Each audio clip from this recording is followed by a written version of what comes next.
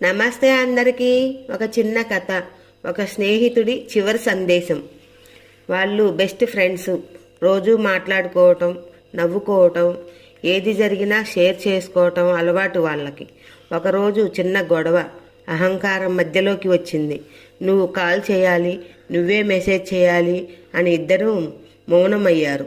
రోజులు గడిచాయి, వారాలు మారాయి. కానీ వీళ్ళిద్దరి మధ్య ఎలాంటి ఫోన్ కాల్స్, ఎలాంటి మాటలు లేవు.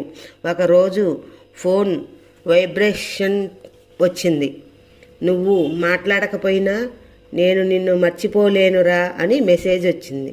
అది చదివేసరికి హృదయం బరువైంది. కాల్ చేయబోతే ఫోన్ స్విచ్ ఆఫ్.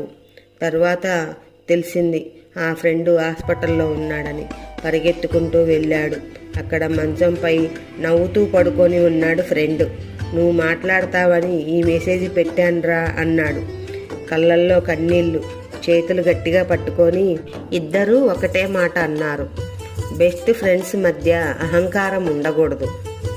కొన్నిసార్లు సారీ అనే పదం మన అహంకారం కంటే చిన్నది, కానీ దాని విలువ ఒక జీవితం కంటే పెద్దది.